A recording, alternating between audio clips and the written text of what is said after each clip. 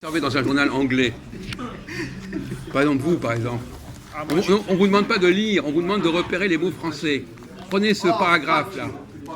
Dites-moi tous les mots que vous connaissez. On ne vous demande même pas de savoir l'anglais. On vous dit, vous qui êtes un petit francophone, quels sont les mots que vous reconnaissez? Comme diplomatique, non Oui, ben allez-y.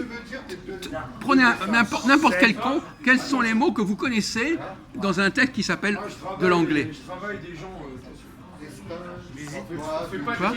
La visite, ça. Ben oui, visite, oui. Ben pourquoi? Il ne faut pas avoir peur. Favorite, scène, diplomatique, débat.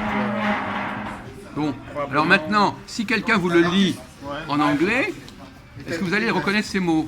Peut-être. Peut-être pas, peut-être oui, peut-être pas. Bon, donc là on n'est plus dans quelqu'un qui parle français avec un accent anglais ou allemand, on est quelqu'un qui parle anglais et qui emploie des mots français. Je vais en rajouter beaucoup plus, Jacques, tu as raison. C'est-à-dire que dans la création de la langue américaine, il y a des mots français qui ont été rajoutés dans cette langue Oui. américaine. Sauf que la grande question qui se pose, c'est pas celle-là. La grande question qui se pose, c'est de savoir qu'est-ce qui est le centre de la langue anglaise. Ce qui est le centre de la langue anglaise, Le centre. ben, c'est les mots français directement. Oui, on se prépare à partir, monsieur, oui. C'est les mots français qui ont développé la langue aussi en même temps.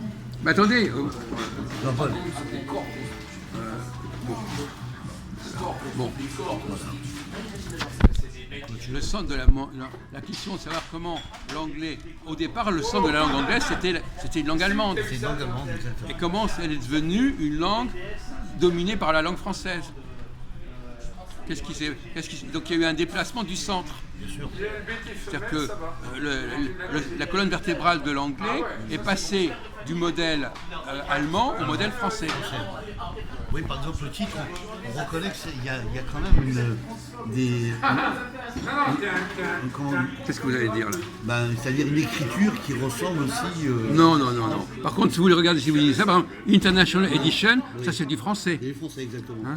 Oui, parce qu'on a inter, et si on découpe le mot, il y a le mot national. Non, mais international aussi, c'est du français. Oui, bien sûr. Donc. Le mot directement, il est là. Bon, Mais le mot culture, si vous avez. voilà. Culture qui est là aussi. Le mot français. Merci. Ouais.